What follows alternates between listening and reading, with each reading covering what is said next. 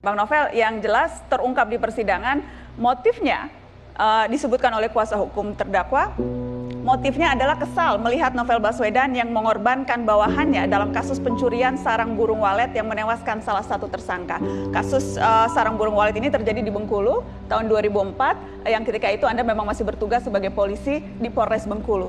Apa tanggapan Anda soal ini? Karena kemudian kasus burung walet ini dimunculkan terus-menerus, dan sekarang juga dijadikan salah satu alat untuk bilang, wah ini memang sudah karma begitu. Ada suara-suara seperti itu. Waktu itu mencelakakan orang, sekarang kemudian dicelakakan. Jadi muncul suara-suara seperti itu. Silakan ditanggapi Bang Novel.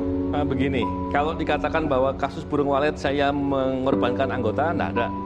Tidak ada anggota yang dikorbankan. Kalau dikatakan bahwa itu adalah harus ditegakkan hukum kepada diri saya, kebalik. Kenapa? Ketika 2012 kriminalisasi terhadap diri saya itu sebelumnya diancamkan loh, kalau tetap tangani perkara itu kamu saya kriminalisasi. Itu diancamkan dengan jelas dan kemudian dilaksanakan. Cuman waktu itu Pak SBY kemudian menyampaikan instruksi dengan jelas sehingga perkara itu nggak berlanjut. 2015 ketika Pak Budi Gunawan jadi tersangka dan saya nggak tangani, saya nggak tahu apa-apa, tiba-tiba saya dikejar lagi, seolah-olah saya yang ngejar waktu itu untuk menangani Pak Budi Gunawan. Nah ini yang menurut saya, wah ini keterlaluan. Dan proses dilakukan terus. Maka waktu itu saya melapor dengan tim kuasa hukum ke Ombudsman. Ombudsman melakukan pemeriksaan. Dan dalam pemeriksaannya dikeluarkanlah rekomendasi.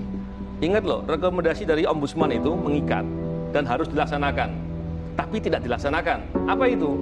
Ombudsman mengatakan bahwa kurang lebihnya alat bukti yang digunakan untuk mengkriminalisasi diri saya itu adalah rekayasa dan manipulasi.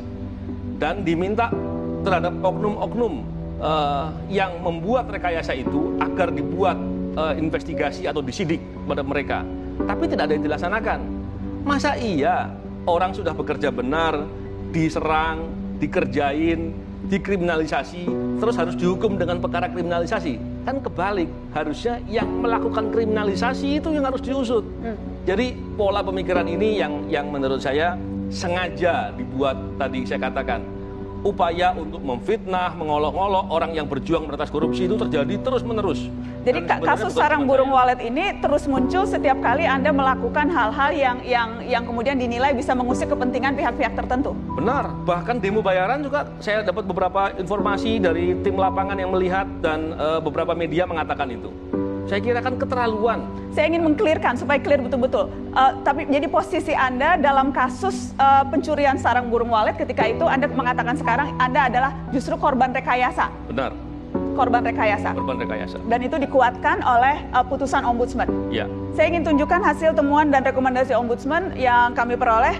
Ini adalah rekomendasi Ombudsman Desember 2015. Spesifik dalam penanganan laporan polisi tanggal 1 Oktober 2012 oleh Badan Reserse Kriminal Polri. Temuannya ya, ada maladministrasi, ada rekayasa, dan ada manipulasi dalam laporan yang dibuat soal kasus burung walet. Rekayasa dan manipulasi pengambilan proyektil peluru. Rekayasa dan manipulasi BAP laboratorium kriminalistik. Ada penggunaan alat bukti yang tidak relevan. Sampai pelapor yang dalam laporan itu tidak memenuhi kualifikasi sebagai pelapor karena tidak mengetahui dan menyaksikan peristiwa tindak pidana penganiayaan. Ini adalah temuan Ombudsman atas laporan kasus pencurian sarang burung walet. Dan kemudian rekomendasinya adalah seharusnya dalam waktu 90 hari sudah harus mengeluarkan, jadi meminta kepolisian untuk melakukan pemeriksaan pendahuluan atas berbagai rekayasa yang ditemukan dalam Ombudsman. Baik, ini tidak banyak yang mengetahui soal ini, Bang Novel. Tidak banyak yang mengetahui soal hal ini. Sebenarnya banyak, karena dalam setiap proses saya selalu menyampaikan. Cuman kembali lagi, hal ini selalu disampaikan dalam seperti ada memproduksi informasi-informasi yang tidak benar dan kemudian menyerang saya secara personal, mengolok-ngolok. Ya memang saya sering mengalami itu yang banyak terjadi. Kalau ini dibiarkan, ke depan saya khawatir orang yang mau berantas korupsi di Indonesia jadi takut. Karena apa? Sudah diolok-olok, dikerjain, dikriminalisasi, negara abai. Ke depan sudah takut, apa jangan-jangan sekarang juga sudah banyak yang takut? Ya, saya mau bilang begitu nggak tega, Mbak Nadia. Jadi saya yang bilang, saya rasa sekarang banyak yang takut untuk bicara keras terhadap korupsi. Karena kalaupun bicaranya dalam bentuk komedi pun, kemudian bisa dibully. Ya. Yang terjadi pada komedian yang kita lihat beberapa waktu yang lalu. Anda kerap menyebut-nyebut nama Presiden Jokowi. Kemudian ada yang menuding ini sengaja Novel Baswedan menyeret-nyeret ini ke arah politis. Ini ada kepentingan politik. Ini memang karena tidak suka pada pemerintahan sekarang, karenanya terus saja menyeret Presiden Jokowi. Tanggapan Anda soal itu? Sebenarnya begini, kalau kita lihat negara kita kan negaranya presidensial. Artinya seluruh aparatur itu di bawah presiden. Ketika melihat hal itu sangat relevan sebetulnya saya katakan. Ditambah lagi, ini masalah sudah melibatkan orang yang begitu kuatnya. Kalau tidak level presiden, saya nggak yakin bisa. Oleh karena itu, wajar saya meminta ke Pak Presiden. Kenapa? Kembali saya mengulangi lagi apa yang pernah saya katakan setahun yang lalu di sini. Bahwa secara pribadi, saya sebenarnya terserah. Ini mau diusut, mau nggak terserah.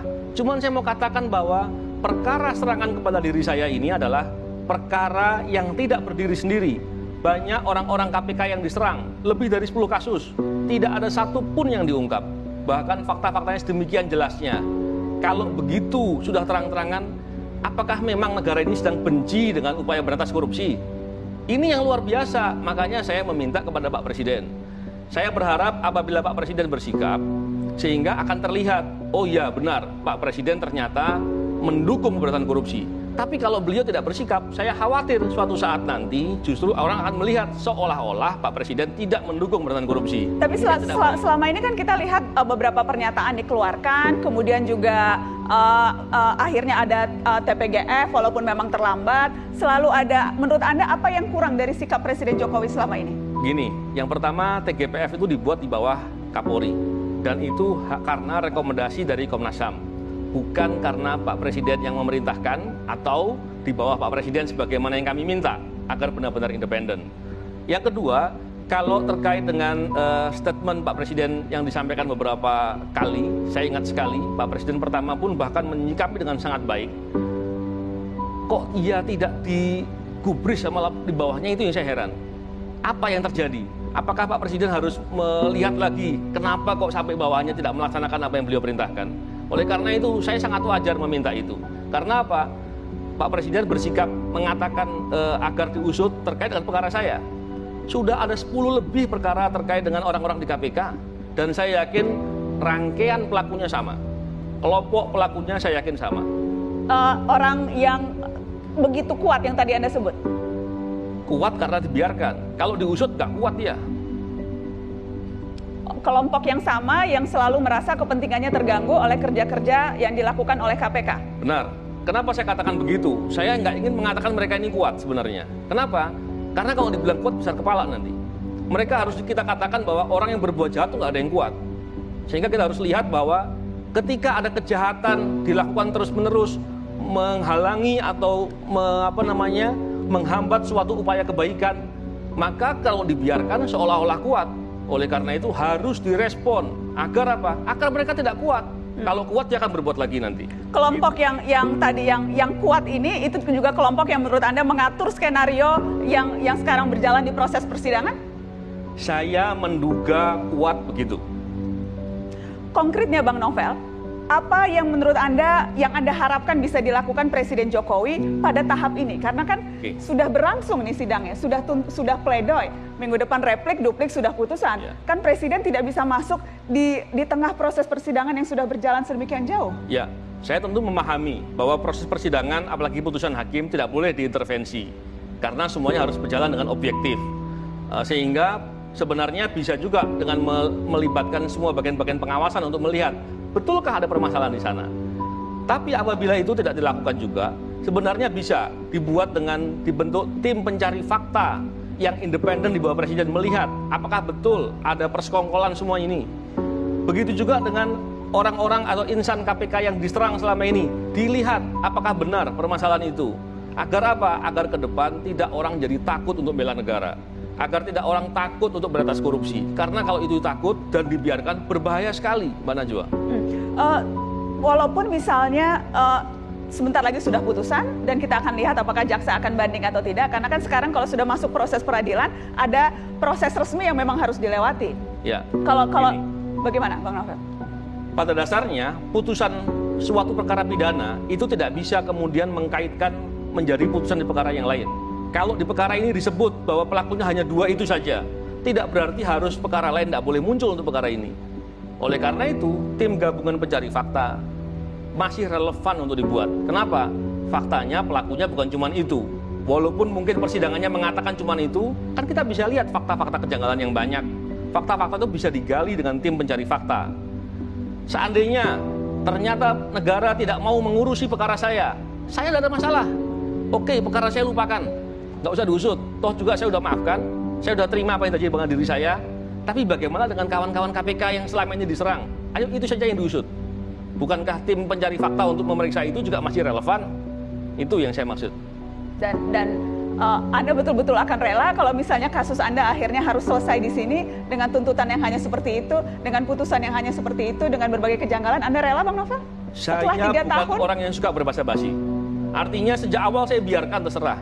Cuman kita sebenarnya kalau bicara seperti itu, bicaranya adalah ini semua akan menjadi catatan sejarah. Kalau melihat apakah kita senang dengan keadaan di mana penegakan hukum dibuat dengan sedemikian rupa compang-camping, carut-marut, tentu kita nggak senang. Kita khawatir hal itu kemudian akan terjadi kepada orang lain. Kita khawatir proses penegakan hukum bisa sedemikian rupa transaksional. Orang mafia hukum sekarang aja masih banyak. Kan yang begini bahaya gitu, bahaya. Tentu saya sebagai warga negara saya nggak suka dengan situasi ini. Dan saya yakin semua orang yang masih ingin baik pasti nggak suka dengan situasi ini. Dan apa menurut Anda yang bisa dilakukan oleh publik? Ya, dalam beberapa kesempatan saya selalu mengatakan bahwa ayolah kita nggak boleh diam, kita mengkritisi. Tapi mengkritisi untuk ke depan akan menjadi baik.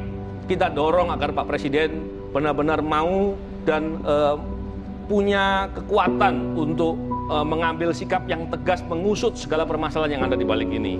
Kenapa? Kalau kita melihat negara kita, tentu kita berharap kepada Pak Presiden. Beliau adalah pemimpin negara dan beliau adalah presiden kita semua. Kita berharap apabila ini diusut tidak menjadi keburukan. Semoga orang-orang yang berbuat begini tidak berani lagi berbuat ke depan. Itu poin pentingnya.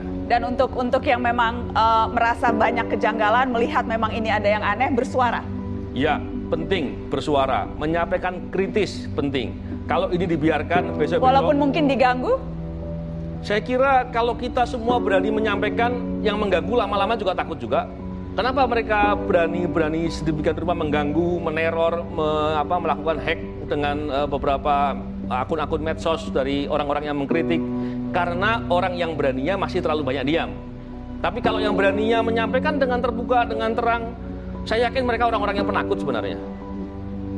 Jadi justru orang-orang yang lain yang harus berani mengungkapkan ini. Benar. Harus berani kencang bersuara. Harus begitu. Karena seharusnya memang jauh lebih banyak yang ingin negeri ini bebas dari korupsi. Ya. Baik, Bang Novel Baswedan, terima kasih sudah hadir di Mata Najwa malam hari ini. Sama-sama, terima kasih. Sehat terus Bang Novel. Terima kasih. Tetap di Mata Najwa, kami akan kembali setelah pariwara.